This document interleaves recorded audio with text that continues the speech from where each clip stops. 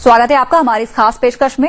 जो खुद अपनी बनाई राह पर चले उनके लिए सफर कतई आसान नहीं होता, और अगर ये हौसला किसी महिला ने दिखाया तो मुश्किलें और ज्यादा बढ़ जाती हैं। लेकिन वेस्ट बंगाल के गांव में रहने वाली महिला ने अपने दम पर जो हासिल किया वो अपने आप में एक मिसाल बन गया। যদি তো ডাক শুনে কেউ না আসে তবে একলা চলো রে। गुरुदेव रविंद्रनाथ टैगोर की ये पंक्तियां ही शायद सुभाषिनी मिस्त्री के लिए प्रेरणा बनी। साल 1971 में गरीबी की वजह से बिना इलाज के पति की मौत हो गई। हालात के आगे बिल्कुल अकेली पड़ गई सुभाषिनी ने तब एक निश्चय किया, गरीबों के इलाज के लिए एक अस्पताल बनाने का निश्चय। दक्षिण 24 परगना के हंसपुकुर गांव में ये अस्पताल एक अकेली महिला के फौलादी इरादों की दास्तान है। गरीबों के इलाज के लिए अस्पताल का सपना सच करना इतना आसान नहीं था। मजदूरी करने और सब्जी बेचने वाली सुभाषिनी के लिए तो कतई नहीं। मैं ही जानती हूँ कि इसकी कितनी जरूरत थी। मैंने सोचा हॉस्पिटल खोलना चाहिए, फिर काफी कोशिशों से इसे कराया।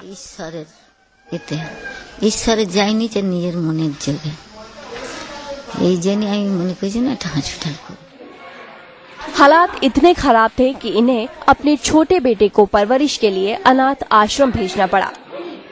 बाद में बेटे अजय ने डॉक्टरी की पढ़ाई की और मां के साथ उनके मिशन में जुट गए। निश्चित रूप से हमें अपनी मां पर गर्व है और मैंने उनसे प्रेरणा ली है। हमारे परिवार का हर व्यक्ति उनसे इंस्पायर्ड है और हम लोग भी इस हॉस्पिटल से जुड़े हुए हैं।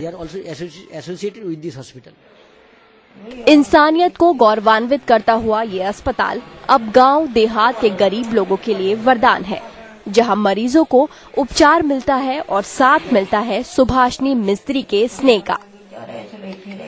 असाधारण व्यक्तित्व वाली ऐसी मां पर गर्व तो होगा ही। कोलकाता से रश्मिता गुप्ता, न्यूज नेशन। फातिमा बीवी सुप्रीम कोर्ट की पहली महिला जज बनी। इतना ही नहीं, एशिया के किसी देश की सर्वोच्च अदालत में कोई महिला उनसे पहले जज नहीं बन सकी थी। उनके बाद ही सुप्रीम कोर्ट में जज के पद पर महिलाओं के लिए रास्ता खुला। हमारे यहाँ ये माना जाता है कि कुछ काम केवल पुरुषों के लिए बने हैं। महिलाएं ना तो उसे कर सकती हैं और ना ही उन्हें वो काम करना चाहिए। कोलकाता की सोनाली को भी कई बार ऐसी ही नसीहतें मिली, लेकिन आज वो पुरुषों के वर्चस्व वाले कामों में कईयों से कहीं ज्यादा काबिल समझी जाती हैं। सोनाली अपना पूरा घर चलाती हैं, खाना भी बनाती हैं, लेकिन जब अपने मैकेनिक पति के लिए रिपेयरिंग सेंटर पर खाना लेकर जाती हैं, तो फिर वहां वर्दी पहनकर बाइक की रिपेयरिंग में जुट जाती हैं। बीते 18 सालों से यूं ही सोनाली अपने पति के साथ कंधे से कंधा मिलाकर चल रही हैं। बाइक्स के कल पुर्जों की मरम्मत करते करते अब तो इतनी जानकार हो गई हैं कि आवाज सुनकर मर्ज का नाम बता देती हैं।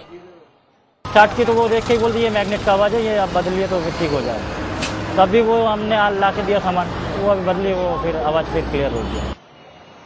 सोनाली के पति अब्दुल कलाम ने सालों पहले कोलकाता के अनवर शाह रोड पर अपने नाम से ये रिपेयरिंग सेंटर खोली थी, लेकिन अब लोग इसे अब्दुल की नहीं बल्कि भाभी की रिपेयरिंग सेंटर बुलाने लगे हैं। अब्दुल कहते हैं कि मेरी बीवी ने सिर्फ मेरी जिंदगी ही नहीं संवारी, बल्कि महिलाओं के बारे में नजरिया भी बदल डाला है। हम तो पहले सोचता था कि लड़की लोग घर में रहना चाहिए, तब बाद में जब वो हमारे साथ रहते हैं, बाद में रहते तो जब हैबिट हो गया, देखा जी ना रे कोई बात नहीं, ये कोई बात ही नहीं है। अब सोनाली दूसरों को गर्व के साथ अपना नाम सोनाली मिस्त्री बताती हैं, लेकिन इस अंजाम के आगाज में उन्हें कई परेशानियां भी हुई थी। सबसे कड़ा विरोध इनके पिता ने ही किया था। मेरे पिता बहुत गुस्सा हुए।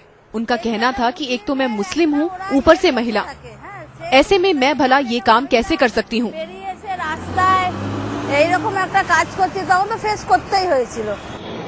लेकिन पति ने हमेशा अपने फैसले खुद लेने की सलाह दी, जिस पर अमल करते हुए सोनाली की जिंदगी आज हर औरत को यही सलाह देती दिखाई देती है कि जो काम पुरुष कर सकते हैं, आखिर उसे महिलाएं क्यों नहीं कर सकती। Team news nation. Bachendri Pal दुनिया की सबसे ऊंची पर्वतीय चोटी माउंट एवरेस्ट को फतह करने वाली पहली भारतीय महिला बनी। वो दुनिया की सिर्फ 5वीं महिला है जिसने ये कामयाबी हासिल की। जिंदगी का मतलब घर की चार दीवारी के भीतर सिर्फ अपनों के साथ खुशनुमा पल गुजारने का नाम नहीं है, बल्कि उन चेहरों पर भी मुस्कान लाना है जो कमजोर पड़ती सांसों की डोर को खुद थाम नहीं पाते। भोपाल की रहने वाली एक महिला खुशियां देकर खुशियां पाने का यही कारोबार कर रही हैं। केडी साकल्या 85 साल के हो गए हैं। जश्न में डूबे लोग उनके परिवार वाले तो नहीं, लेकिन उससे कम भी नहीं है। खुशियों की ये तस्वीर भोपाल के ओल्ड एज होम की है, जहां पिछले 20 सालों से बुजुर्गों को सहारा मिल रहा है।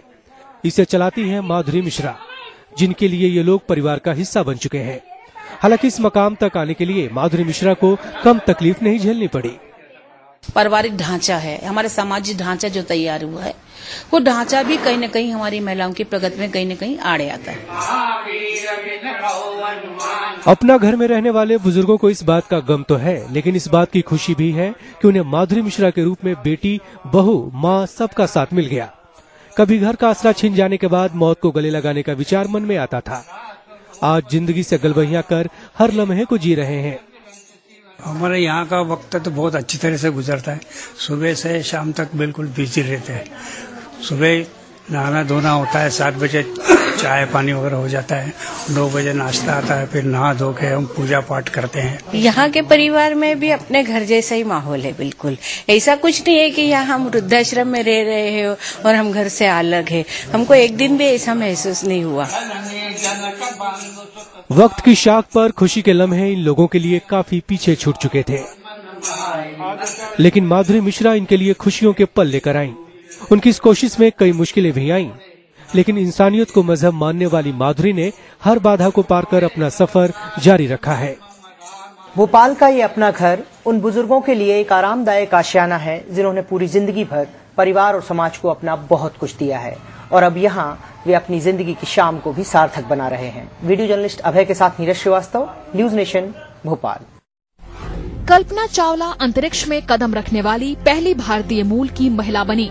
उन्होंने 1997 में पहली बार स्पेस की यात्रा की। दूसरी यात्रा के दौरान 16 दिन अंतरिक्ष में गुजारने के बाद वापस लौटते वक्त कोलंबिया शटल हादसे में उनकी मौत हो गई।